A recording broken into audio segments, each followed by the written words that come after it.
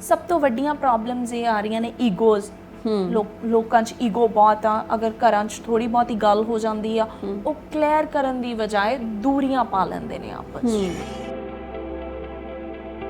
ਪਰ ਸੌਖੇ ਜਿਹੇ ਤਰੀਕੇ ਨਾਲ ਸਮਝਾਉਣਾ ਹੋਵੇ ਸਾਡੀ ਆਡੀਅנס ਨੂੰ, ਹੈ ਨਾ, ਕਿ ਇਹ ਲਾਈਫ ਕੋਚ ਅਸਲ ਦੇ ਵਿੱਚ ਕੀ ਹੁੰਦਾ ਆ। ਜੋ ਵੀ ਤੁਹਾਡੀ ਲਾਈਫ 'ਚ ਪ੍ਰੋਬਲਮਸ ਹੈਗੀਆਂ ਨੇ, ਜੋ ਵੀ ਤੁਹਾਡੀ ਲਾਈਫ 'ਚ ਕਨਫਲਿਕਟ ਚੱਲ ਰਹੇ ਹੈਗੇ ਨੇ, ਉਹਨਾਂ ਨੂੰ ਸੋਲਵ ਕਿਵੇਂ ਕਰਨਾ। ਅੱਛਾ, ਅਗਰ ਤੁਸੀਂ ਕੁਝ ਬਿਜ਼ਨਸ ਸਟਾਰਟ ਕਰਨਾ ਤਾਂ ਉਹਦਾ ਸਟਾਰਟਰ ਕਿਵੇਂ ਦੇਣਾ ਹੈਗਾ ਤੁਹਾਨੂੰ। ਅਗਰ ਤੁਹਾਨੂੰ ਕੋਈ ਆਈਡੀਆਜ਼ ਨਹੀਂ ਹੈਗੇ ਤਾਂ ਤੁਹਾਨੂੰ ਆਈਡੀਆਜ਼ ਕਿਵੇਂ ਦੇਣੇ ਹੈਗੇ ਨੇ।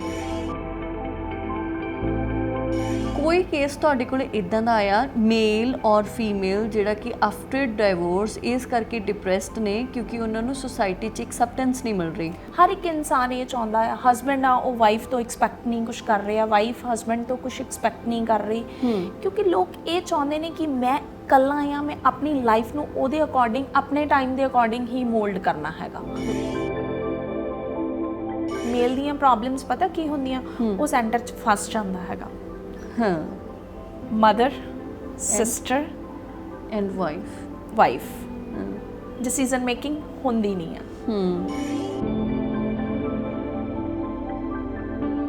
ਕੋਈ ਵੀ ਪਰਸਨ ਆ, ਮੇਲ ਆ ਫੀਮੇਲ ਆ, ਆਪਣੀ ਲਾਈਫ ਦਾ ਨੈਕਸਟ ਚੈਪਟਰ ਉਹ ਸ਼ੁਰੂ ਕਰਨਾ ਚਾਹੁੰਦਾ ਤਾਂ ਦੁਬਾਰਾ ਕੀਤੇ ਹੋਏ ਵਿਆਹ ਸਕਸੈਸਫੁਲ ਰਹਿੰਦੇ ਨੇ। ਜੇ ਆਪਾਂ ਗੱਲ ਕਰੀਏ ਕਿ ਆਪਣੀ ਸੁਸਾਇਟੀ ਦੇ ਵਿੱਚ ਇੱਕ ਵਿਮਨ ਹੀ ਇੱਕ ਵਿਮਨ ਦੀ ਜਿਹੜੀ ਦੁਸ਼ਮਣ ਹੈਗੀ ਆ। ਲੋਕ ਅੱਜ ਕੱਲ੍ਹ ਕਾਮਨ ਅਸੀਂ ਇਹ ਦੇਖਣ ਨੂੰ ਮਿਲਦਾ ਹੈਗਾ ਕਿ ਤੁਸੀਂ ਫੋਨ 'ਤੇ ਲੱਗੇ ਹੋਏ ਹੋ, ਦੂਸਰਾ ਪਰਸਨ ਫੋਨ 'ਤੇ ਲੱਗਿਆ ਹੋਇਆ ਹੈਗਾ, ਦੈਨ ਉਹ ਜਿਹੜੀ ਤੁਹਾਡੇ ਬੈਕ ਆਫ ਦਾ ਮਾਈਂਡ ਗੱਲਾਂ ਹੁੰਦੀਆਂ ਨੇ, ਉਹ ਕਿਤੇ ਨਾ ਕਿਤੇ ਕਲੈਰੀਫਿਕੇਸ਼ਨ ਨਹੀਂ ਹੁੰਦੀ ਉਹਨਾਂ ਦੀ। ਇੱਕ ਈਗੋ ਆ ਜਾਂਦੀ ਆ ਨਾ ਬੱਚੇ 'ਚ ਕਿ ਮੈਂ ਵੀ ਇੱਦਾਂ ਹੀ ਕਰਨਾ ਹੈਗਾ, ਕਿ ਮੇਰੇ ਤਾਂ ਫਾਦਰ ਇੱਦਾਂ ਸੀ, ਮੇਰੇ ਤਾਂ ਮਦਰ ਇੱਦਾਂ ਸੀ, ਮੈਂ ਵੀ ਇੱਦਾਂ ਹੀ ਕਰਨਾ। ਤਾਂ ਤੁਸੀਂ ਫਿਰ ਐਕਸਪੈਕਟ ਨਾ ਕਰੋ ਕਿ ਤੁਸੀਂ ਬੱਚਿਆਂ ਨੂੰ ਉਹ ਵੈਲਿਊਜ਼ ਦੇ ਸਕਦੇ ਹੋ ਰਿਲੇਸ਼ਨਸ਼ਿਪ ਲਈ ਜਿਹੜੀਆਂ ਤੁਸੀਂ ਚਾਹੁੰਦੇ ਹੋ। ਰਿਲੇਸ਼ਨਸ਼ਿਪ ਕਨਫਲਿਕਟ ਆ ਰਹੇ ਨੇ, ਕਿਉਂ ਆ ਰਹੇ ਨੇ? ਕਿਉਂਕਿ ਅਸੀਂ ਆਪਣੇ ਬੱਚਿਆਂ ਨੂੰ ਛੋਟੇ ਹੁੰਦੇ ਤੋਂ ਇਹ ਨਹੀਂ ਸਿਖਾਉਂਦੇ ਕਿ ਤੁਸੀਂ ਕੰਪਰੋਮਾਈਜ਼ ਵੀ ਕਰਨਾ ਹੈਗਾ।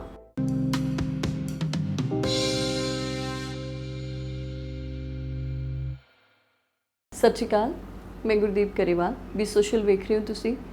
ਵੀ ਸੋਸ਼ਲ ਦੀ ਅੱਜ ਦੀ ਇਸ ਖਾਸ ਇੰਟਰਵਿਊ ਦੇ ਵਿੱਚ ਸਾਡੇ ਨਾਲ ਪ੍ਰੀਤ ਹਸਪੀਟਲ ਮਾਡਲ ਟਾਊਨ ਲੁਧਿਆਣਾ ਤੋਂ ਲਾਈਫ ਕੋਚ ਸਿਮਰਨ ਕੌਰ ਗਰੇਵਾਲ ਹੋਣਗੇ। ਉਹਨਾਂ ਦੇ ਨਾਲ ਅਸੀਂ ਗੱਲ ਕਰਾਂਗੇ।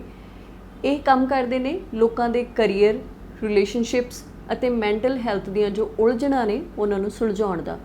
ਉਹਨਾਂ ਦਾ ਸਵਾਗਤ ਕਰਦੇ ਹਾਂ। ਪਹਿਲਾਂ ਤਾਂ ਪ੍ਰੀਤ ਹਸਪੀਟਲ ਬਾਰੇ ਅਸੀਂ ਜਾਣਾਂਗੇ ਕਿਉਂਕਿ ਬਹੁਤ ਲਗਭਗ 4 ਦਹਾਕਿਆਂ ਤੋਂ ਇਹ ਹਸਪੀਟਲ ਕੰਮ ਕਰਦਾ ਆ ਰਿਹਾ, ਅਤੇ ਬੇਸਿਕਲੀ ਲਾਈਫ ਕੋਚ ਹੁੰਦਾ ਕੀ ਆ ਤੇ ਕੀ ਅੱਗੇ ਫਿਰ ਉਹ ਕੰਮ ਕਰਦੇ ਨੇਗੇ, ਉਹਨਾਂ ਤੋਂ ਅਸੀਂ ਜਾਣਾਂਗੇ ਅੱਜ। ਉਹਨਾਂ ਦਾ ਸਵਾਗਤ ਕਰਦੇ ਹਾਂ। ਸਤਿ ਸ਼੍ਰੀ ਅਕਾਲ ਮੈਮ। ਸਤਿ ਸ਼੍ਰੀ ਅਕਾਲ ਮੈਮ। ਕਿਵੇਂ ਹੋ ਤੁਸੀਂ? ਠੀਕ ਠਾਕ, ਤੁਸੀਂ ਦੱਸੋ? ਬਹੁਤ ਵਧੀਆ। ਸਭ ਤੋਂ ਪਹਿਲਾਂ ਆਪਾਂ ਚਾਹਾਂਗੇ ਕਿ ਪ੍ਰੀਤ ਹਸਪੀਟਲ ਦਾ ਨਾਮ ਸਾਰਿਆਂ ਨੂੰ ਪਤਾ ਨਾ, ਲੁਧਿਆਣੇ 'ਚ ਜਿਹੜੇ ਖਾਸ ਰਹਿਣ ਵਾਲੇ ਨੇਗੇ ਜਾਂ ਫਿਰ ਆਲੇ ਦੁਆਲੇ ਏਰੀਏ ਤੋਂ, ਹੈ ਨਾ। ਪ੍ਰੀਤ ਹਸਪੀਟਲ ਕਦੋਂ ਤੋਂ ਕਿਵੇਂ ਕੰਮ ਕਰਦਾ ਆ ਰਿਹਾ ਅਤੇ ਕਿਹੜੀਆਂ ਸੁਵਿਧਾਵਾਂ ਨੇ ਜਿਹੜੀਆਂ ਲੋਕਾਂ ਨੂੰ ਇੱਥੋਂ ਮਿਲਦੀਆਂ ਨੇ? ਹਾਂਜੀ, ਜਿਹੜਾ ਪ੍ਰੀਤ ਹਸਪੀਟਲ ਹੈਗਾ ਹੈ 40 ਇਅਰਸ ਤੋਂ ਅਸੀਂ ਰਨ ਕਰਦੇ ਹੈਗੇ ਆ। ਸਾਡੇ ਪਾਪਾ ਡਾਕਟਰ ਦਰਸ਼ਨ ਸਿੰਘ 40 ਇਅਰਸ ਤੋਂ ਇਹ ਹਸਪੀਟਲ ਰਨ ਕਰਦੇ ਹੈਗੇ ਨੇ। And then now doctor Barinder Singh run ਕਰਦੇ ਹੈਗੇ ਨੇ ਹਸਪੀਟਲ, ਜਿਹੜੇ ਕਿ ਜਨਰਲ ਸਰਜਨ ਨੇ ਇੱਥੋਂ ਦੇ। ਹਾਂਜੀ, ਜਿਹੜੇ ਕਿ ਲੈਪਰੋਸਕੋਪਿਕ ਸਰਜਨ ਨੇ। ਓਕੇ। ਐਂਡ ਮੋਰ ਓਵਰ ਸਾਡੇ ਕੋਲ ਸਰਜਰੀ ਡਿਪਾਰਟਮੈਂਟ ਹੈਗਾ, ਮੈਡੀਸਨ ਡਿਪਾਰਟਮੈਂਟ ਹੈਗਾ, ਗਾਇਨੇਕੋਲੋਜੀ ਡਿਪਾਰਟਮੈਂਟ ਹੈਗਾ, ਐਂਡ ਫਿਜ਼ੀਓਥੈਰੇਪੀ ਡਿਪਾਰਟਮੈਂਟ ਵੀ ਹੈਗਾ ਸਾਡੇ ਹਸਪੀਟਲ 'ਚ। ਐਂਡ ਪਲੱਸ ਪੁਆਇੰਟ ਇਹ ਹੈਗਾ ਕਿ ਸਾਡੇ ਹਸਪੀਟਲ ਜਿਹੜੀ ਬਲੱਡ ਬੈਂਕ ਹੈਗੀ ਆ। ਅੱਛਾ। ਹਾਂਜੀ, ਕਿ ਲੋਕਾਂ ਨੂੰ ਆਲੇ ਦੁਆਲਿਓਂ ਵੀ ਲੋੜ ਪੈਂਦੀ ਹੈਗੀ ਆ ਬਲੱਡ ਦੀ, ਜਿਵੇਂ ਵੀ ਉਹ ਸਾਡੇ ਕੋਲ ਸੁਵਿਧਾ ਉਹ ਵੀ ਅਵੇਲੇਬਲ ਹੈਗੀ ਆ। ਐਂਡ ਲਾਸਟ ਥਿੰਗ ਇਜ਼ ਕਿ ਜਿਹੜਾ ਮੈਂ ਇੱਥੇ ਕੰਮ ਕਰਦੀ ਹੈਗੀ ਆ ਐਜ਼ ਅ ਲਾਈਫ ਕੋਚ ਆਪਣੇ ਹਸਪੀਟਲ ਦੇ ਵਿੱਚ, ਲੋਕਾਂ ਨੂੰ mental health and relationship and career 'ਤੇ ਜਿਹੜਾ ਅਸੀਂ ਕੰਮ ਕਰਦੇ ਹੈਗੇ ਆ। ਜੇ ਆਪਾਂ ਥੋੜ੍ਹਾ ਜਿਹਾ ਸੌਖੇ ਸ਼ਬਦਾਂ 'ਚ ਦੱਸਣਾ ਹੋਵੇ, ਕਿਉਂਕਿ ਜਦੋਂ ਆਪਣੀ ਗੱਲ ਹੋਈ ਸੀਗੀ ਤਾਂ ਮੈਨੂੰ ਲੱਗਿਆ ਸੀ ਲਾਈਫ ਕੋਚ ਕੀ ਆ, ਹੈ ਨਾ। ਫਿਰ ਮੈਂ ਉਹਦੇ ਬਾਰੇ ਪੜ੍ਹਿਆ ਵੀ ਕੀ ਹੁੰਦੇ ਨੇ, ਕੀ ਕੰਮ ਕਰਦੇ ਨੇ, ਤੇ ਜੇ ਆਪਾਂ ਸੌਖੇ ਜਿਹੇ ਤਰੀਕੇ ਨਾਲ ਸਮਝਾਉਣਾ ਹੋਵੇ ਸਾਡੀ ਆਡੀਅנס ਨੂੰ ਹਨਾ ਕਿ ਇਹ ਲਾਈਫ ਕੋਚ ਅਸਲ ਦੇ ਵਿੱਚ ਕੀ ਹੁੰਦਾ ਆ? ਜਿਹੜਾ ਲਾਈਫ ਕੋਚ ਹੁੰਦਾ ਆ ਨਾ, ਉਹ ਐਕਚੁਅਲੀ ਤੁਹਾਡੀ ਲਾਈਫ ਨੂੰ ਡਿਜ਼ਾਈਨ ਕਰਨਾ ਹੁੰਦਾ ਇੱਕ ਲਾਈਫ ਕੋਚ ਨੇ। ਲਾਈਫ ਕੋਚ ਦੀ ਇੱਕ ਰਿਸਪੌਂਸਿਬਿਲਿਟੀ ਹੁੰਦੀ ਆ ਕਿ ਤੁਹਾਡੀ ਲਾਈਫ ਨੂੰ ਡਿਜ਼ਾਈਨ ਕਰਨ ਦੀ। ਅੱਛਾ। ਹਾਂਜੀ, ਕਿ ਜੋ ਵੀ ਤੁਹਾਡੀ ਲਾਈਫ 'ਚ ਪ੍ਰੋਬਲਮਸ ਹੈਗੀਆਂ ਨੇ, ਜੋ ਵੀ ਤੁਹਾਡੀ ਲਾਈਫ 'ਚ ਕਨਫਲਿਕਟ ਚੱਲ ਰਹੇ ਹੈਗੇ ਨੇ, ਉਹਨਾਂ ਨੂੰ ਸੋਲਵ ਕਿਵੇਂ ਕਰਨਾ। ਅੱਛਾ। ਅਗਰ ਤੁਸੀਂ ਕੁਝ ਬਿਜ਼ਨਸ ਸਟਾਰਟ ਕਰਨਾ ਤਾਂ ਉਹਦਾ ਸਟਾਰਟਰ ਕਿਵੇਂ ਦੇਣਾ ਹੈਗਾ ਤੁਹਾਨੂੰ। ਅਗਰ ਤੁਹਾਨੂੰ ਕੋਈ ਆਈਡੀਆਜ਼ ਨਹੀਂ ਹੈਗੇ ਤਾਂ ਤੁਹਾਨੂੰ ਆਈਡੀਆਜ਼ ਕਿਵੇਂ ਦੇਣੇ ਹੈਗੇ ਨੇ। ਉਹ ਪ੍ਰੋਪਰ ਅਸੀਂ ਜਿਹੜਾ ਹੈਗਾ ਸਟ੍ਰੈਟਜੀ ਪਲਾਨ ਕਰਕੇ ਦਿੰਦੇ ਹੈਗੇ ਆ ਲੋਕਾਂ ਨੂੰ। ਹਾਂਜੀ, ਬੇਸਿਕਲੀ ਜਿਹੜੀ ਸਾਡੀ ਬੈਕਗਰਾਉਂਡ ਹੈਗੀ ਆ ਉਹ ਸਾਈਕੋਲੋਜੀ ਨਾਲ ਰਿਲੇਟਡ ਹੈਗੀ ਆ। ਹਾਂਜੀ, ਸਾਨੂੰ ਇਹ ਦੱਸੋ ਕਿ ਲਾਈਫ ਕੋਚ, ਸਾਈਕੋਲੋਜਿਸਟ ਤੇ ਸਾਈਕੈਟਰਿਸਟ ਦੇ ਵਿੱਚ ਕੀ ਫਰਕ ਹੁੰਦਾ ਆ? ਓਕੇ, ਜਿਹੜਾ ਸਾਈਕੈਟਰਿਸਟ ਹੁੰਦਾ ਆ ਨਾ, ਉਹ ਇੱਕ ਪ੍ਰੋਪਰ ਡਾਕਟਰ ਹੁੰਦਾ ਆ ਜਿਨ੍ਹਾਂ ਨੇ ਤੁਹਾਡੀਆਂ ਪ੍ਰੋਬਲਮ ਨੂੰ ਸੁਣਨਾ ਐਂਡ ਦੈਨ ਤੁਹਾਨੂੰ ਮੈਡੀਸਨ ਲਿਖ ਕੇ ਦੇ ਦੇਣੀ ਹੈਗੀ ਆ। ਠੀਕ ਹੈ ਨਾ, ਤੁਹਾਡੇ ਮੂਡ ਸਵਿੰਗਸ ਨੇ, ਤੁਹਾਡੀਆਂ ਅਦਰ ਪ੍ਰੋਬਲਮਸ ਨੇ, ਤੁਹਾਨੂੰ ਨੀਂਦ ਨਹੀਂ ਆ ਰਹੀ, ਵਾਟਐਵਰ ਮਤਲਬ ਯੂ ਹੈਵ, ਤੁਹਾਨੂੰ ਮੈਡੀਸਨ ਦੇ ਨਾਲ ਟ੍ਰੀਟ ਕਰਨਾ ਹੈਗਾ। ਜਿਹੜੇ ਇੱਕ ਲਾਈਫ ਕੋਚ ਤੇ ਇੱਕ ਸਾਈਕੋਲੋਜਿਸਟ ਹੁੰਦੇ ਹੈਗੇ ਨੇ, ਇਹਨਾਂ ਦੀ ਡਿਊਟੀ ਇਹ ਹੁੰਦੀ ਹੈਗੀ ਹੈ ਕਿ ਤੁਹਾਨੂੰ ਪ੍ਰੋਪਰ ਕਾਉਂਸਲਿੰਗ ਕਰਨੀ। ਜਿਹੜਾ ਵੀ ਲਾਈਫ ਦਾ ਤੁਹਾਡਾ ਏਰੀਆ ਵਰਕ ਨਹੀਂ ਕਰ ਰਿਹਾ, ਜਿਹੜਾ ਲਾਈਫ ਦਾ ਤੁਹਾਡਾ ਪਾਰਟ ਨਹੀਂ ਵਰਕ ਕਰ ਰਿਹਾ, ਸਪੋਜ਼ ਮੈਂਟਲ ਹੈਲਥ ਆ, ਸਪੋਜ਼ ਰਿਲੇਸ਼ਨਸ਼ਿਪ ਆ, ਸਪੋਜ਼ ਕੈਰੀਅਰ ਆ, ਉਸ ਚੀਜ਼ ਤੇ 100% ਐਫਰਟਸ ਪਾਉਣੇ ਆ ਐਂਡ ਦੈਨ 100% ਉਸ ਚੀਜ਼ ਨੂੰ ਜਿਹੜਾ ਹੈਗਾ ਸਟ੍ਰੈਟਜੀ ਕ੍ਰੀਏਟ ਕਰਕੇ ਦੇਣੀ ਹੈਗੀ ਆ। ਦੈਨ ਇਹਦੇ ਵਿੱਚ ਪੇਪਰ ਵਰਕ ਜ਼ਿਆਦਾ ਹੁੰਦਾ ਆ, then after that practical work ਹੁੰਦਾ ਆ। ਹਾਂਜੀ, ਹਰ ਇੱਕ ਡੇ ਬਾਏ ਡੇ ਤੁਹਾਨੂੰ ਉਸ ਲੈਵਲ ਤੇ ਲੈ ਕੇ ਆਉਣਾ ਹੁੰਦਾ ਆ। ਹਾਂਜੀ, ਤੇ ਤੁਸੀਂ ਇੱਕ ਸਾਈਕੋਲੋਜਿਸਟ ਦੇ ਸਾਈਕੋਲੋਜੀ ਦੀ ਸਟੂਡੈਂਟ ਹੋ ਤੁਸੀਂ, ਹੈ ਨਾ? ਤੇ ਤੁਸੀਂ ਪ੍ਰੀਤ ਹਸਪੀਟਲ, ਤੁਹਾਡੇ ਕੋਲ ਆਲਰੇਡੀ ਇੱਕ ਇੰਸਟੀਟਿਊਸ਼ਨ ਸੀਗਾ ਜਿਹਨੂੰ ਤੁਸੀਂ ਅੱਗੇ ਰਨ ਕਰ ਸਕਦੇ ਹੋ, ਹੈ ਨਾ? ਪਰ ਲਾਈਫ ਕੋਚ ਬਣਨਾ ਹੀ ਤੁਸੀਂ ਕਿਉਂ ਸੋਚਿਆ? ਦੂਸਰੀ ਗੱਲ ਮੇਰੇ ਮਾਈਂਡ 'ਚ ਇਹ ਆਉਂਦੀ ਹੈ ਵੀ ਇਸ ਪ੍ਰੋਫੈਸ਼ਨ ਦੀ ਜਾਂ ਇਸ ਇੱਕ ਪਰਟੀਕੂਲਰ ਪਰਸਨ ਦੀ ਸਾਡੀ ਸੁਸਾਇਟੀ ਨੂੰ ਕਿਉਂ ਜ਼ਰੂਰਤ ਆ? ਪਿਛਲੇ 2 ਸਾਲ ਤੋਂ ਮੈਂ ਇਸ ਐਜ਼ ਅ ਲਾਈਫ ਕੋਚ ਕੰਮ ਕਰ ਰਹੀ ਹੈਗੀ ਆ। ਮੈਂ ਪਿਛਲੇ ਪੈਂਡੇਮਿਕ ਤੋਂ ਜਦੋਂ ਇਸ ਚੀਜ਼ ਨੂੰ ਦੇਖਿਆ ਹੈਗਾ ਕਿ ਲੋਕਾਂ ਨੂੰ ਇਸ ਚੀਜ਼ ਦੀ ਜ਼ਰੂਰਤ ਆ, ਕਿਉਂਕਿ ਲੋਕਾਂ ਦੇ ਜਿਹੜੇ ਹੈਗੇ ਕੈਰੀਅਰ ਸਪੋਇਲ ਹੋ ਗਏ ਨੇ, ਲੋਕਾਂ ਦੀ ਮੈਂਟਲ ਹੈਲਥ ਤੇ ਜਿਹੜਾ ਹੈਗਾ ਬਹੁਤ ਇਫੈਕਟ ਪਿਆ ਹੈਗਾ। And third thing is relationship. ਜਿਹੜਾ ਸਭ ਤੋਂ ਜ਼ਿਆਦਾ ਫਰਕ ਪਿਆ ਹੈਗਾ ਉਹ ਰਿਲੇਸ਼ਨਸ਼ਿਪ ਤੇ ਪਿਆ ਹੈਗਾ, end of the time and then end of the ਡੇ।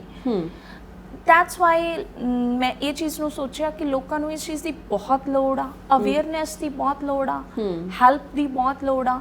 ਜਦ ਕਿ ਐਕਚੁਅਲੀ ਸਾਡੇ ਸੁਸਾਇਟੀ ਦੇ ਵਿੱਚ ਮੈਂ ਬਹੁਤ ਇਸ ਚੀਜ਼ ਨੂੰ ਸਰਚ ਕਰਕੇ ਦੇਖਿਆ ਹੈਗਾ ਕਿ ਸਾਨੂੰ ਜ਼ਰੂਰਤ ਹੈਗੀ ਆ ਇੱਕ as a like good coach ਦੀ।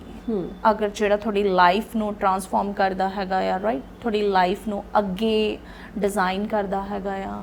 ਹਾਂਜੀ, ਜਿਵੇਂ ਕੋਵਿਡ ਦਾ ਹੁਣ ਜਿਹੜਾ ਟਾਈਮ ਚੱਲ ਰਿਹਾ ਹੈ ਨਾ, ਤਾਂ ਬਹੁਤ ਸਾਰੇ ਲੋਕਾਂ ਦੀਆਂ ਜੌਬਸ ਗਈਆਂ, ਬਹੁਤ ਸਾਰੇ ਲੋਕਾਂ ਨੂੰ ਬਿਜ਼ਨਸ ਲਾਸ ਹੋਇਆ, ਲੋਕੀ ਇਸ ਕਾਰਨ ਡਿਪਰੈਸ਼ਨ ਦੇ ਵਿੱਚ ਗਏ, ਹੈ ਨਾ? ਉਹ ਤਾਂ ਇੱਕ ਜਿਹੜਾ ਸੀਗਾ ਕਿ ਕਰੋਨਾ ਚੱਲ ਹੀ ਰਿਹਾ ਸੀਗਾ, ਪਰ ਉਸ ਦੇ ਬਾਵਜੂਦ ਜਿਹੜੀਆਂ ਲੋਕਾਂ ਨੂੰ ਉੱਦਾਂ ਪਰਸਨਲ ਲਾਸਿਸ ਹੋਏ ਨੇ, ਉਹਦੇ ਕਰਕੇ ਬਹੁਤ ਜ਼ਿਆਦਾ ਡਿਪਰੈਸ ਹੋ ਗਏ ਨਾ।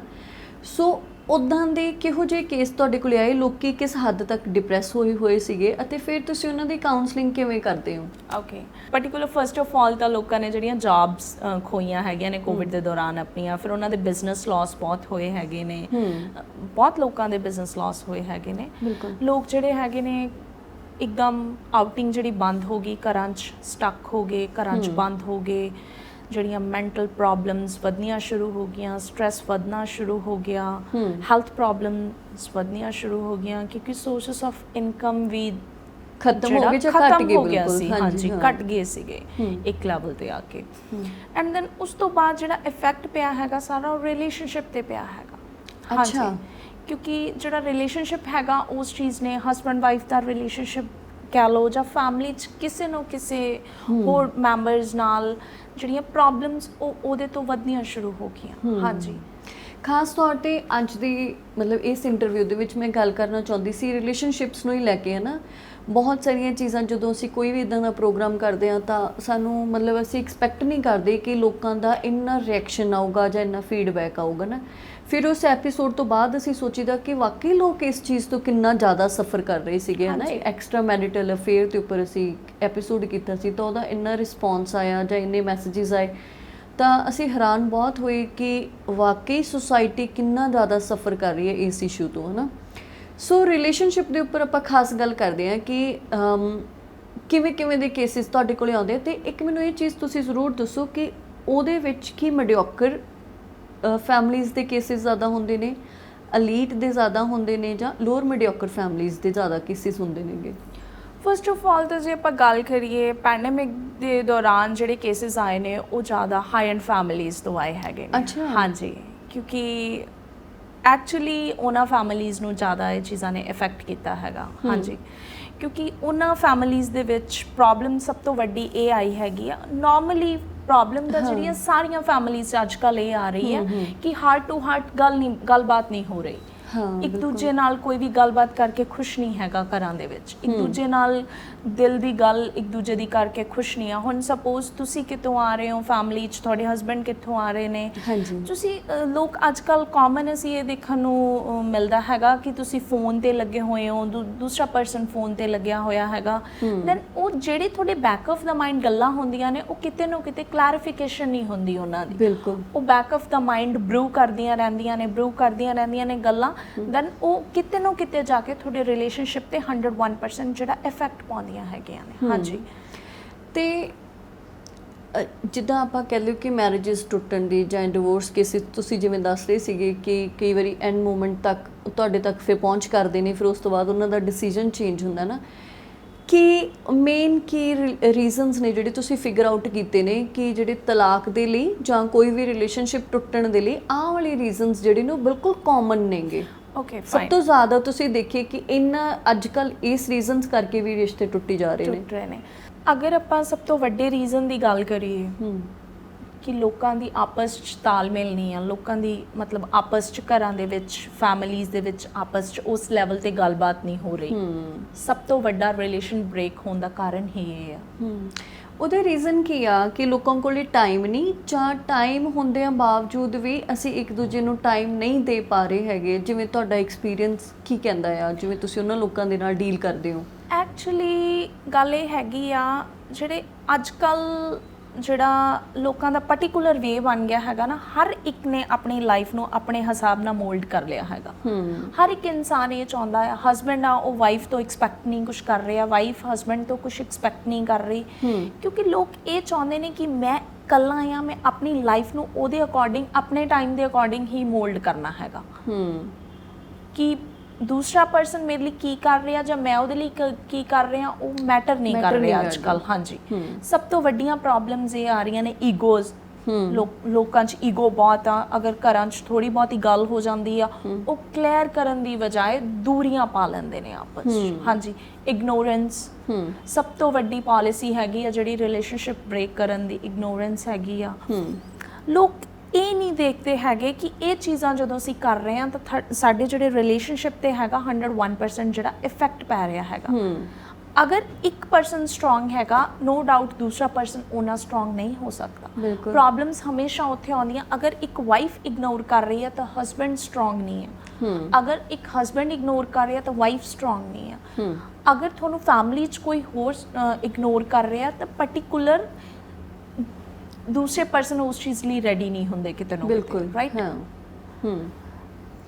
ਤੇ ਸਭ ਤੋਂ ਜ਼ਿਆਦਾ ਰੀਜ਼ਨ ਮਤਲਬ ਮੰਨ ਲਓ ਕਿ ਇੱਕ ਹਸਬੈਂਡ ਵਾਈਫ ਦਾ ਰਿਸ਼ਤਾ ਖਤਮ ਹੋ ਰਿਹਾ ਹੈ ਨਾ, ਤਾਂ ਜਦੋਂ ਬੱਚੇ ਹੁੰਦੇ ਨੇਗੇ ਤਾਂ ਉਹ ਡਿਸੀਜਨ ਲੈਣਾ ਇੰਨਾ ਵੀ ਸੌਖਾ ਨਹੀਂ ਹੁੰਦਾ ਹੈ ਨਾ।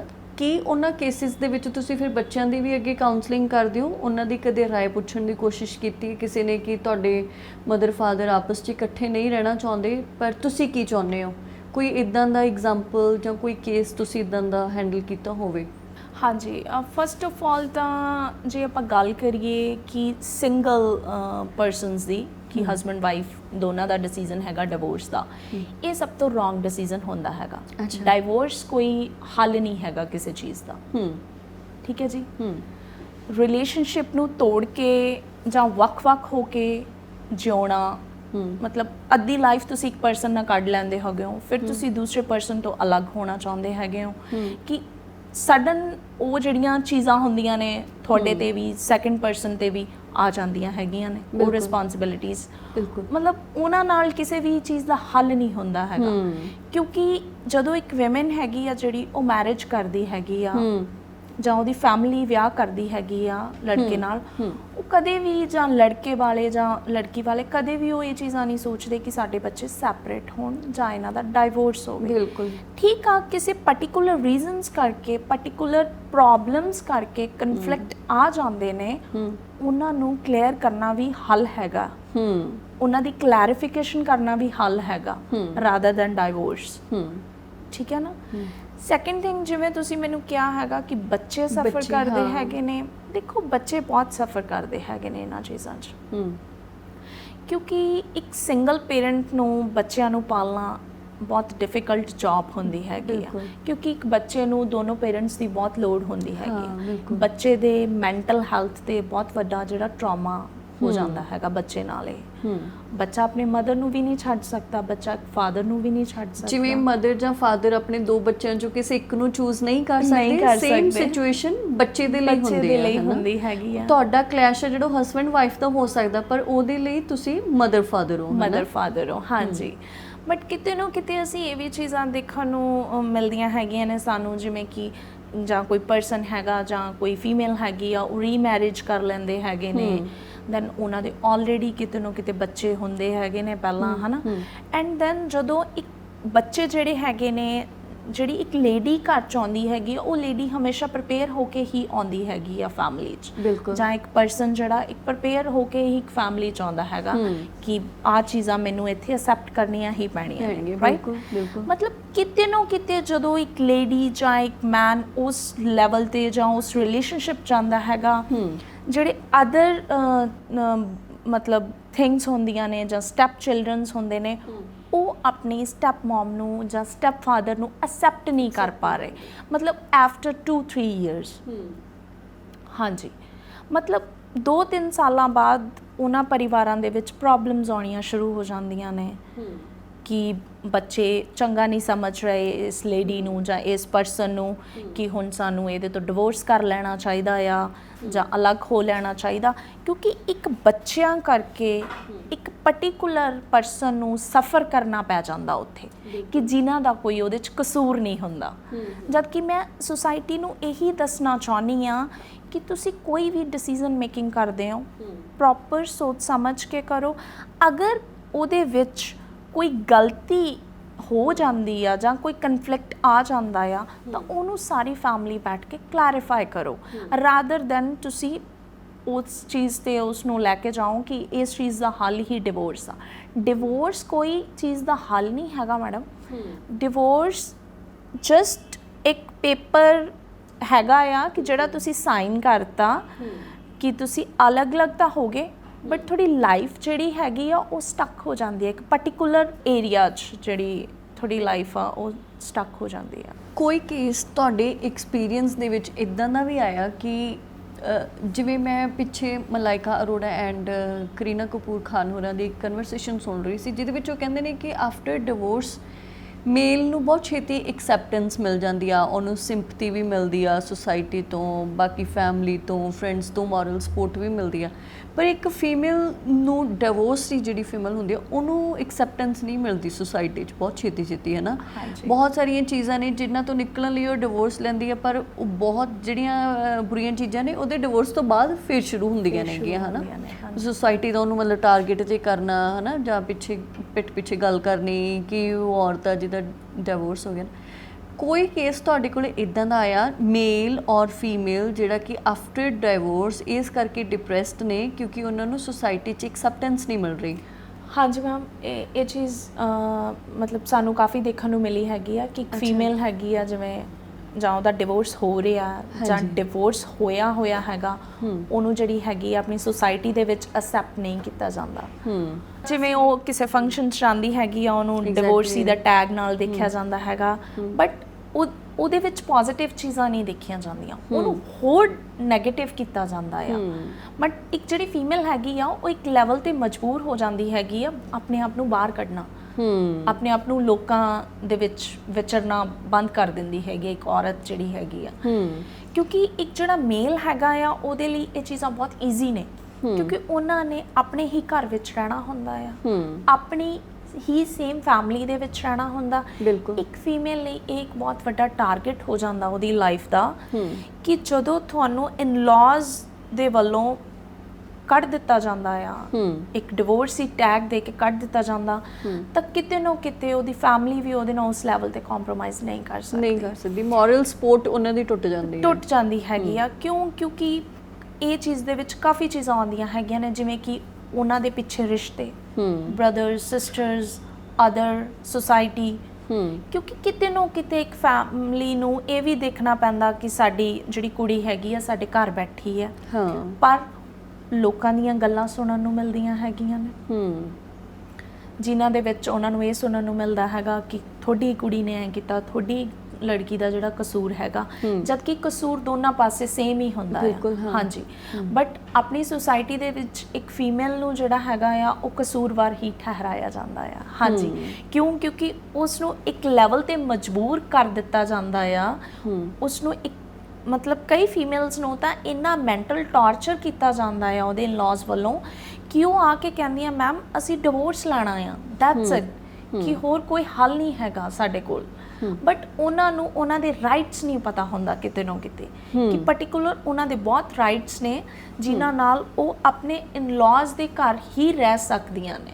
ਹਾਂਜੀ, ਕਿ ਉਹਨਾਂ ਨੂੰ ਬਾਹਰ ਰੋਲਣ ਦੀ ਜ਼ਰੂਰਤ ਨਹੀਂ ਪਊਗੀ, ਜਾਂ ਉਹਨਾਂ ਨੂੰ ਆਪਣੇ ਮਾਪਿਓ ਤੇ ਭਾਰ ਬਣਨ ਦੀ ਜ਼ਰੂਰਤ ਨਹੀਂ ਪਊਗੀ। ਹਾਂਜੀ, ਦੈਨ ਸਮਹਾਉ ਕਿਤੇ ਨਾ ਕਿਤੇ ਇਹ ਹੁੰਦਾ ਕਿ ਲੇਡੀ ਦਾ ਡਿਵੋਰਸ ਹੋ ਜਾਂਦਾ ਹੈਗਾ, ਉਹ ਆਪਣੇ ਪੇਕੇ ਘਰੇ ਮੂਵ ਹੋ ਜਾਂਦੀ ਆ, ਉੱਥੇ ਵੀ ਕਨਫਲਿਕਟ ਹੋਣੇ ਸ਼ੁਰੂ ਹੋ ਜਾਂਦੇ ਨੇ। ਉੱਥੇ ਵੀ ਬ੍ਰਦਰ ਦੀ ਫੈਮਿਲੀ ਤੋਂ ਆਲੇ ਦੁਆਲੇੋਂ ਕਿ ਇਹ ਤਾਂ ਡਿਵੋਰਸੀ ਆ, ਇਹ ਤਾਂ ਇੱਥੇ ਬੈਠੀ ਆ, ਪਤਾ ਨਹੀਂ ਕਦੋਂ ਜਾਊ, ਪਤਾ ਨਹੀਂ ਇਹਦਾ ਕੀ ਬਣੂ। ਮਤਲਬ ਉਹ ਫੈਮਿਲੀ ਨੂੰ ਵੀ ਮਜਬੂਰ ਕੀਤਾ ਜਾਂਦਾ ਉਹਨਾਂ ਦਾ ਇੱਕ ਹੋਰ ਅੱਗੇ ਰਿਸ਼ਤਾ ਬਣਾਉਣ ਵਾਸਤੇ। ਬਿਲਕੁਲ। ਮਤਲਬ ਜਦੋਂ ਇੱਕ ਲੇਡੀ ਨੂੰ ਪੁਸ਼ ਕਰਕੇ ਉਹਦਾ ਅੱਗੇ ਇੱਕ ਰਿਸ਼ਤਾ ਬਣਾਇਆ ਜਾਂਦਾ ਹੈਗਾ, ਆਈ ਡੋਂਟ ਥਿੰਕ ਸੋ ਕਿ ਉਹ ਬਹੁਤਾ ਵਧੀਆ ਨਿਭ ਸਕਦਾ ਆ। ਬਿਲਕੁਲ, ਉਹਦੇ ਵਿੱਚ 101% ਜਿਹੜਾ ਹੈਗਾ ਬੋਥ ਸਾਈਡਸ ਨੂੰ ਕੰਪਰੋਮਾਈਜ਼ ਕਰਨਾ ਪੈਂਦਾ ਹੈਗਾ। ਹਾਂਜੀ, ਮਤਲਬ ਇਹ ਚੀਜ਼ਾਂ ਬਹੁਤ ਦੇਖਣ ਨੂੰ ਮਿਲਦੀਆਂ ਨੇ। ਇਹ ਤਾਂ ਅਸੀਂ ਔਰਤਾਂ ਦੀ ਗੱਲ ਕਰਦੇ ਹਾਂ ਨਾ, ਬਹੁਤ ਸਾਰੇ ਜਿੱਦਾਂ ਕਈ ਵਾਰੀ ਮੇਲ ਸਾਡੇ ਕੋਲ ਆ ਕੇ ਕਹਿੰਦੇ ਨੇ ਕਿ ਬੰਦੇ ਕਹਿੰਦੇ ਨੇ ਕਿ ਤੁਸੀਂ ਹਮੇਸ਼ਾ ਜਨਾਨੀਆਂ ਦੀ ਹੀ ਗੱਲ ਕਰਦੇ ਹੋ, ਹਾਲਾਂਕਿ ਬੰਦੇ ਵੀ ਉਨਾ ਹੀ ਸਫਰ ਕਰਦੇ ਨੇਗੇ ਨਾ। ਫਿਰ ਉਹ ਆਪਣੀਆਂ ਬਹੁਤ ਸਾਰੀਆਂ ਚੀਜ਼ਾਂ ਸੋਸ਼ਲ ਮੀਡੀਆ ਤੇ ਲਿਖਦੇ ਨੇਗੇ ਕਿ ਜਿਹੜੇ ਕਿ ਇਹ ਕਾਨੂੰਨ ਬਣੇ ਸੀਗੇ ਔਰਤਾਂ ਦੀ, ਮਤਲਬ ਔਰਤਾਂ ਨੂੰ ਸਪੋਰਟ ਕਰਨ ਦੇ ਲਈ ਬਣੇ ਸੀਗੇ, ਪਰ ਉਹਨਾਂ ਨੇ ਇਹਦਾ ਮਿਸਯੂਜ਼ ਕੀਤਾ ਤੇ ਇੱਕ ਜਿਹੜੇ ਇਨੋਸੈਂਟ ਪਰਸਨ ਆ ਉਹਨੂੰ ਫਿਰ ਉਸ ਕੇਸ 'ਚ ਫਸਾਇਆ ਗਿਆ ਹੈ ਨਾ, ਇਹ ਉਹ ਕਰਕੇ। ਸੋ ਤੁਹਾਡੇ ਕੋਲੇ ਮੇਲ ਕਮਿਊਨਿਟੀ ਦੇ ਵੀ ਕੇਸਿਸ ਆਉਂਦੇ ਨੇ ਕਿ ਜਿਹੜੇ ਡਿਪਰੈਸਡ ਨੇ, ਜਿਨ੍ਹਾਂ ਨੂੰ ਲੱਗਦਾ ਹੈ ਕਿ ਵਿਦਆਊਟ ਐਨੀ ਰੀਜ਼ਨ ਉਹਨਾਂ ਤੇ ਕੋਈ ਐਲੀਗੇਸ਼ਨ ਲੱਗਿਆ, ਜਾਂ ਵਿਦਆਊਟ ਐਨੀ ਰੀਜ਼ਨ ਉਹਨਾਂ ਦੀ ਮੈਰਿਜ ਆ ਜਿਹੜੀ ਉਹ ਸਪੋਇਲ ਹੋ ਗਈ ਹੈ। ਹਾਂਜੀ, ਬਿਲਕੁਲ। ਸਾਡੇ ਕੋਲ ਮੇਲ ਲੋਕ ਵੀ ਜਿਹੜੇ ਬਹੁਤ ਆਉਂਦੇ ਹੈਗੇ ਨੇ, ਉਹਨਾਂ ਦੀਆਂ ਪ੍ਰੋਬਲਮਸ ਪਾਰਟਿਕੂਲਰ ਆਪਣੀ ਪੰਜਾਬੀ ਫੈਮਿਲੀ ਵਿੱਚ ਮੇਲ ਦੀਆਂ ਪ੍ਰੋਬਲਮਸ ਪਤਾ ਕੀ ਹੁੰਦੀਆਂ, ਉਹ ਸੈਂਟਰ 'ਚ ਫਸ ਜਾਂਦਾ ਹੈਗਾ।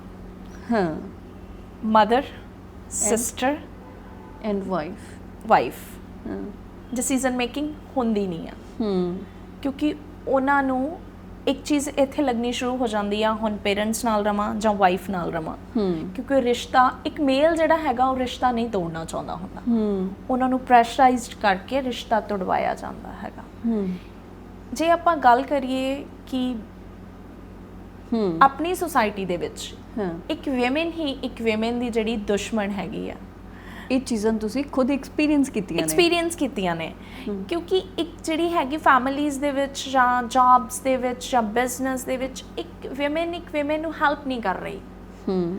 ਬਿਲਕੁਲ ਸਹੀ ਹੈ, ਠੀਕ ਹੈ ਨਾ। ਹੁਣ ਫੈਮਿਲੀ 'ਚ ਕੋਈ ਪ੍ਰੋਬਲਮ ਹੋ ਗਈ, ਸਿਸਟਰ ਇਨ ਲਾਅ ਹੈ, ਮਦਰ ਇਨ ਲਾਅ ਹੈ, ਦੈਨ ਅਗਰ ਮਦਰ ਇਨ ਲਾਅ ਤੁਹਾਡੇ ਨਾਲ ਹੈ, ਦੈਨ ਪਾਰਟਿਕੂਲਰ ਲੇਡੀ ਨਾਲ ਹੈ ਜਿਹਦਾ ਕਸੂਰ ਹੈ, ਦੈਨ ਤਾਂ ਸਿਸਟਰ ਇਨ ਲਾਅ ਨੇ ਖਰਾਬ ਹੋ ਜਾਣਾ, ਉਹਨੇ ਕਹਿਣਾ ਤੁਸੀਂ ਇਹਨਾਂ ਦੀ ਸਾਈਡ। ਅਗਰ ਸਿਸਟਰ ਇਨ ਲਾਅ ਉਸ ਲੇਡੀ ਨਾਲ ਆ ਜਿਹਦਾ ਪਾਰਟਿਕੂਲਰ ਪ੍ਰੋਬਲਮ ਹੈਗੀ ਆ, ਤਾਂ ਉਹਦੇ ਵਿੱਚ ਜਿਹੜਾ ਹੈਗਾ ਮਦਰ ਇਨ ਲਾਅ ਨੇ ਆਪਣੇ ਆਪ ਨੂੰ ਫੀਲ ਕਰਨਾ ਹੈਗਾ ਕਿ ਕਿਤੇ ਨਾ ਕਿਤੇ ਮੈਨੂੰ ਨੀਚਾ ਦਿਖਾਇਆ ਹੈਗਾ।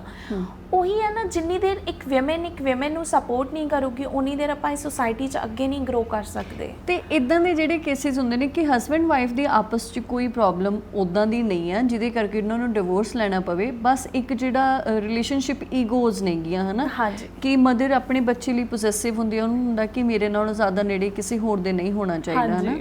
ਤਾਂ ਇੱਕ ਜਿਹੜੀ ਵਾਈਫ ਹੁੰਦੀ ਆ ਉਹਨੂੰ ਪੂਰੀ ਸਾਰੀ ਫੈਮਿਲੀ ਦੇ ਵਿੱਚ ਇੱਕ ਪਰਸਨ ਲੱਗਦਾ ਹੁੰਦਾ ਹੈ ਕਿ ਇਹਦੇ ਤੇ ਮੇਰਾ ਹੱਕ ਹੈ, ਜਾਂ ਇਹਨੂੰ ਮੈਂ ਸਾਰੀਆਂ ਗੱਲਾਂ ਕਹਿ ਸਕਦੀ ਹਾਂ, ਜਾਂ ਇਹ ਮੇਰੀਆਂ ਵੀ ਗੱਲਾਂ ਮੰਨ ਸਕਦਾ ਆ, ਹੈ ਨਾ। ਸੋ ਆਪਣਾ ਦਾਵਾ ਰੱਖਦੀ ਉਹਦੇ ਤੇ। ਸੋ ਇਦਾਂ ਦੇ ਕੇਸਿਸ ਤੁਸੀਂ ਕਿੱਦਾਂ ਫਿਰ ਸੌਰਟ ਆਊਟ ਕਰਦੇ ਹੋ? ਹਾਂਜੀ, ਫਸਟ ਆਫ ਆਲ ਤਾਂ ਇਹ ਹੁੰਦਾ ਹੈਗਾ ਕਿ ਜਿਹੜੀ ਇੱਕ ਮਦਰ ਹੈਗੀ ਆ ਉਹ ਬਹੁਤ ਪੋਜੈਸਿਵ ਹੁੰਦੀ ਹੈਗੀ ਆਪਣੇ ਬੇਟੇ ਲਈ। ਜਿਵੇਂ ਕਿ ਆਪਾਂ ਕਹਿ ਦਈਏ ਕੋਈ ਵੀ ਆਪਣੇ ਬੱਚੇ ਦੀ ਲਾਈਫ 'ਚ ਕੋਈ ਪ੍ਰੋਬਲਮ ਹੋ ਗਈ ਆ, ਇੱਕ ਮਦਰ ਨੂੰ ਕੁਇਕ ਸਮਝ ਨਹੀਂ ਆ ਰਿਹਾ ਹੁੰਦਾ ਕਿ ਮੈਂ ਡਿਸੀਜ਼ਨ ਮੇਕਿੰਗ ਤੇ ਕਿਵੇਂ ਪਹੁੰਚਾਂ। ਹਾਂਜੀ, ਕਿ ਅਗਰ ਤਾਂ ਮੈਂ ਡਿਸੀਜ਼ਨ ਮੇਕਿੰਗ ਕਰਦੀ ਹੈਗੀ ਆ ਤਾਂ ਮੇਰੇ ਬੇਟੇ ਦਾ ਘਰ ਖਰਾਬ ਹੁੰਦਾ। ਠੀਕ ਆ ਨਾ, ਅਗਰ ਉਹਦਾ ਘਰ ਟੁੱਟਦਾ ਤਾਂ ਫਿਰ ਸਾਨੂੰ ਪ੍ਰੋਬਲਮ ਜਿਹੜੀ ਹੈਗੀ ਆ ਉੱਥੇ ਦੀ ਉੱਥੇ ਹੀ ਆ ਜਾਂਦੀ ਹੈਗੀ ਆ, ਕਿਉਂਕਿ ਪ੍ਰੋਬਲਮ ਸਟਿਲ ਚੱਲ ਹੀ ਰਹੀ ਹੁੰਦੀ ਆ। ਅਗਰ ਘਰ ਟੁੱਟ ਰਿਹਾ ਹੁੰਦਾ ਪ੍ਰੋਬਲਮ ਵੱਧ ਜਾਂਦੀ ਹੈਗੀ ਆ। ਉਹ ਮਦਰ ਵੀ ਕਿਤੇ ਨਾ ਕਿਤੇ ਉਹਨਾਂ ਚੀਜ਼ਾਂ 'ਚ ਸਟਕ ਹੋ ਜਾਂਦੇ ਨੇ।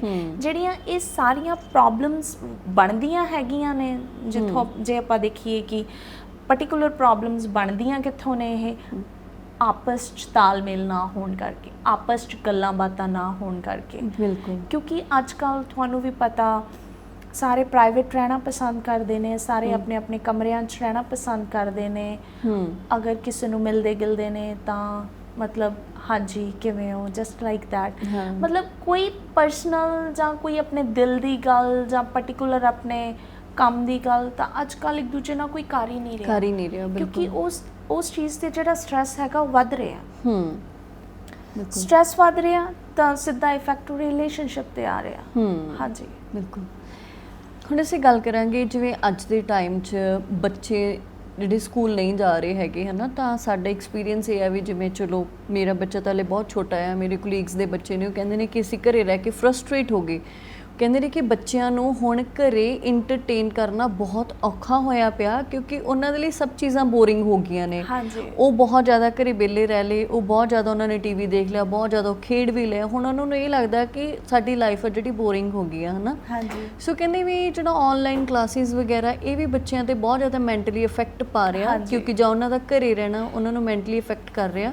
ਸੋ ਉੱਦਾਂ ਦੇ ਕੁਝ ਕੇਸਿਸ ਵੀ ਤੁਹਾਡੇ ਕੋਲੇ ਹੁੰਦੇ ਨੇ, ਜਾਂ ਉਹਨਾਂ ਕੇਸਿਸ ਦੇ ਵਿੱਚ ਫਿਰ ਤੁਸੀਂ ਕਿੱਦਾਂ ਡੀਲ ਕਰਦੇ ਹੋ? ਹਾਂਜੀ, ਮਤਲਬ ਇਹ ਪਾਰਟਿਕੂਲਰ ਗੱਲ ਇੱਥੇ ਆਉਂਦੀ ਹੈਗੀ ਆ ਕਿ ਜਿਹੜੇ ਬੱਚੇ ਅੱਜ ਕੱਲ੍ਹ ਆਨਲਾਈਨ ਸਟੱਡੀ ਕਰਦੇ ਨੇ, ਜਿਵੇਂ ਕਿ ਪਹਿਲਾਂ ਆਪਾਂ 3 ਈਅਰ ਦਾ ਬੱਚਾ, 4 ਈਅਰ ਦਾ, 5 ਈਅਰ ਦਾ ਬੱਚਾ ਸਕੂਲ KG 'ਚ ਭੇਜਦੇ ਸੀ, ਉਹ ਬੱਚਾ ਪੜ੍ਹਦਾ ਸੀ, ਅੱਗੇ ਐਕਟੀਵਿਟੀਜ਼ ਕਰਦਾ ਸੀ। ਹੁਣ ਇੱਕ 5 ਸਾਲ ਦਾ ਬੱਚਾ ਕੰਪਿਊਟਰ ਤੇ ਬੈਠਾ ਹੋਇਆ, ਉਹਨੇ ਨੌਲੇਜ ਇੱਕ 12 ਸਾਲ ਦੇ ਬੱਚੇ ਦੀ ਗੇਨ ਕਰ ਲਈ ਹੈਗੀ ਹੈ। ਠੀਕ ਹੈ ਨਾ, ਬੱਚੇ ਨੂੰ ਸਮਝ ਨਹੀਂ ਆ ਰਿਹਾ ਹੁੰਦਾ ਕਿ ਮੈਂ ਉਸ ਚੀਜ਼ ਨੂੰ ਅਪਲਾਈ ਕਿੱਥੇ ਕਰਾਂ।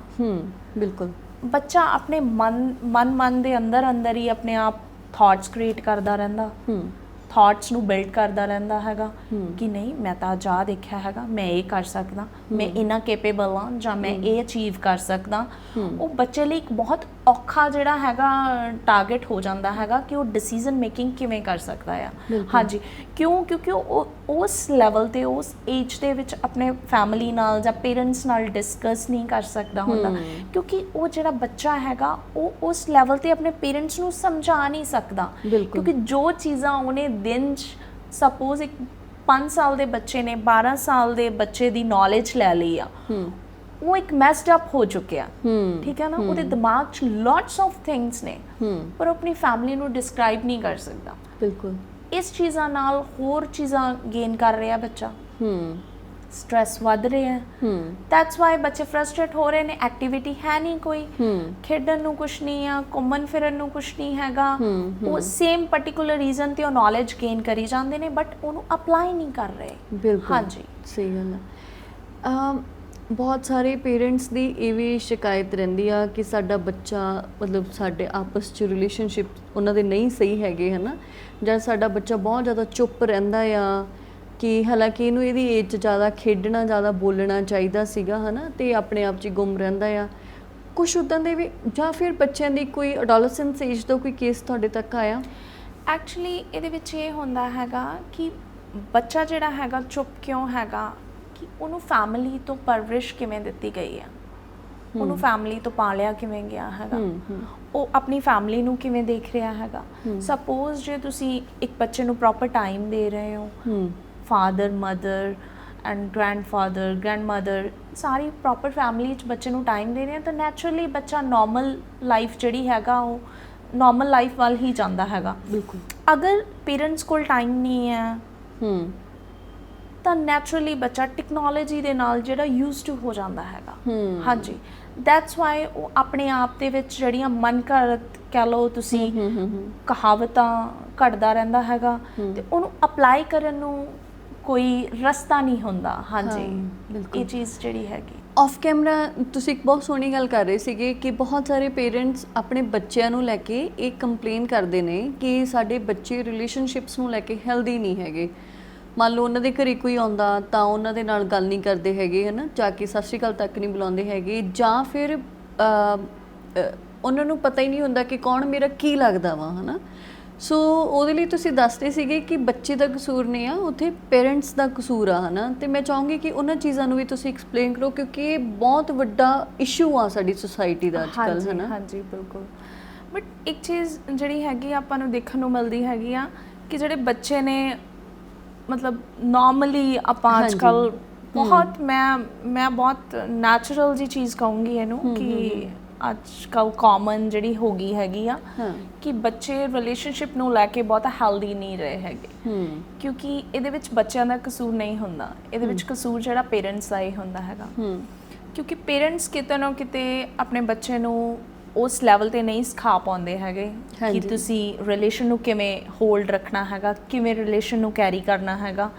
ਕਿਉਂਕਿ ਸ਼ੁਰੂ ਤੋਂ ਛੋਟੇ ਹੁੰਦੇ ਤੋਂ ਹੀ ਬੱਚੇ ਦੇ ਦਿਮਾਗ ਦੇ ਵਿੱਚ ਇੱਕ ਥਾਟ ਕ੍ਰੀਏਟ ਕੀਤਾ ਜਾਂਦਾ ਆ ਕਿ ਤੂੰ ਆਹੀ ਬਣਨਾ ਹੈਗਾ, ਸਿਰਫ ਤੂੰ ਆਹੀ ਬਣਨਾ, ਜਾਂ ਸੋ ਐਂਡ ਸੋ ਸਾਡਾ ਸੁਪਨਾ ਹੈਗਾ ਕਿ ਅਸੀਂ ਆਪਣੇ ਬੱਚੇ ਨੂੰ ਇਹੀ ਬਣਾਉਣਾ ਹੈਗਾ ਕਿ ਸਾਡੇ ਬੱਚੇ ਨੂੰ ਅਸੀਂ ਫਸਟ ਈਅਰ ਤੋਂ ਹੀ ਟੌਪ ਲੈਵਲ 'ਤੇ ਦੇਖਣਾ ਸ਼ੁਰੂ ਕਰ ਦਿੰਦੇ ਹੈਗੇ ਆ ਕਿ ਜਿਹਦੇ ਵਿੱਚ ਸਿਰਫ ਅਸੀਂ ਆਪਣੇ ਬੱਚੇ ਨੂੰ ਉਹਨੂੰ ਚੀਜ਼ਾਂ ਦੇ ਕੇ ਉਹਦੀ ਜਿਹੜੀ ਹੈਗੀ ਆ ਮਟੀਰੀਅਲ ਚੀਜ਼ਾਂ ਉਹਨਾਂ ਨੂੰ ਜ਼ਿਆਦਾ ਪ੍ਰੋਵਾਈਡ ਕਰ ਦਿੰਦੇ ਹੈਗੇ ਆ। ਸੋਸ਼ਲ ਅਸੀਂ ਆਪ ਹੀ ਕਰਨਾ ਭੁੱਲ ਜਾਂਦੇ ਹਾਂ। ਹਾਂਜੀ, ਕਿਉਂਕਿ ਅਸੀਂ ਉਹਨਾਂ ਨੂੰ ਚੀਜ਼ਾਂ ਇਸ ਲੈਵਲ 'ਤੇ ਦੇ ਦਿੰਦੇ ਹਾਂ। ਸਪੋਜ਼ ਸਾਡਾ ਬੱਚਾ ਰੋ ਰਿਹਾ, ਅਸੀਂ ਸੋਚਦੇ ਹਾਂ ਚਲੋ ਠੀਕ ਹੈ ਇਹ ਚੀਜ਼ ਅਸੀਂ ਉਹਨੂੰ ਦੇ ਸਕਦੇ ਹੈਗੇ ਹਾਂ। ਸਪੋਜ਼ ਸਾਡਾ ਬੱਚਾ ਕਿਸੇ ਚੀਜ਼ ਤੋਂ ਫਰਸਟਰੇਟ ਹੈਗਾ, ਅਸੀਂ ਉਹਨੂੰ ਮੋਬਾਈਲ ਲੈ ਕੇ ਦੇ ਦਿੰਦੇ ਹੈਗੇ ਹਾਂ।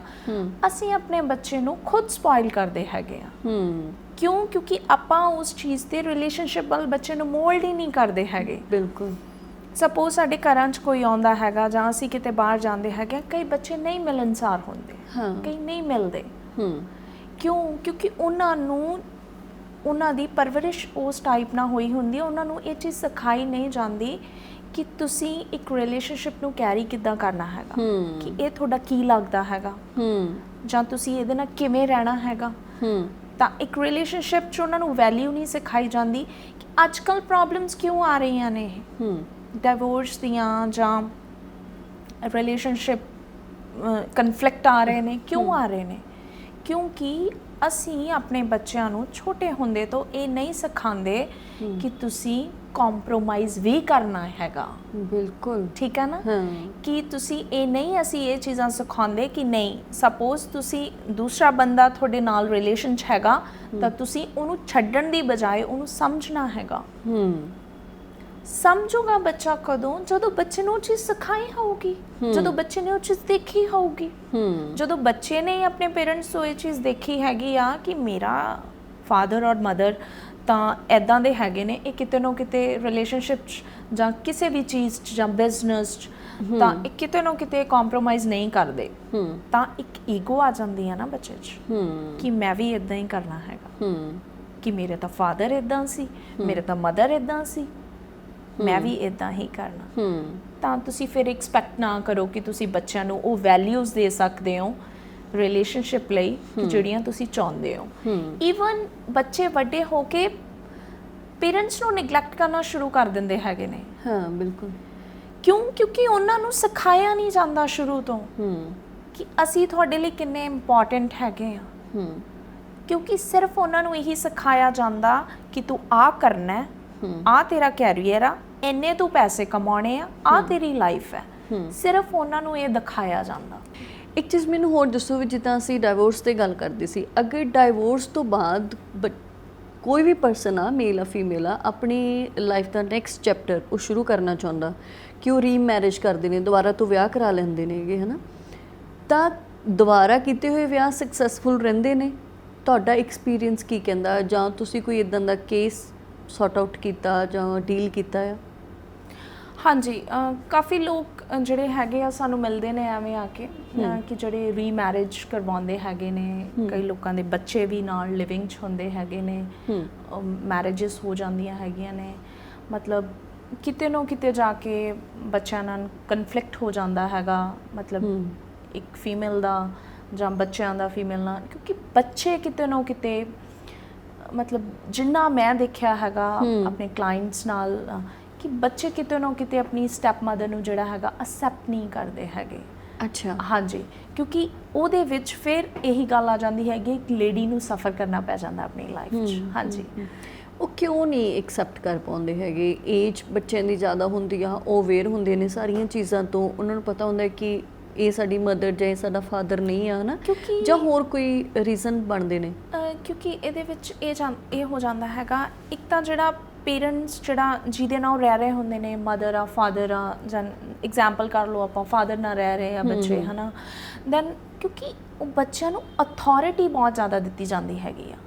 ਫੋਰ ਐਗਜ਼ਾਮਪਲ ਕਿ ਬੱਚਿਆਂ ਨੂੰ ਉੱਥੇ ਨੈਚੁਰਲ ਅਸੀਂ ਦੇਖਦੇ ਹੈਗੇ ਹਾਂ, ਸਾਡੇ ਕੋਲ ਬਹੁਤ ਕੇਸਿਸ ਇੱਦਾਂ ਦੇ ਆਉਂਦੇ ਨੇ ਕਿ ਇੱਕ ਫਾਦਰ ਬੱਚਿਆਂ ਨਾਲ ਰਹਿ ਰਿਹਾ, ਰੀਮੈਰਿਜ ਕਰ ਲਈ ਹੈਗੀ ਆ, ਦੈਨ ਉਹਦੇ ਵਿੱਚ ਬੱਚਿਆਂ ਨੂੰ ਇੱਕ ਮਤਲਬ ਆਪਣੀ ਵਾਈਫ ਨੂੰ ਨਿਗਲੈਕਟ ਕਰਕੇ ਬੱਚਿਆਂ ਨੂੰ ਉੱਪਰ ਰੱਖਿਆ ਜਾਂਦਾ ਹੈਗਾ।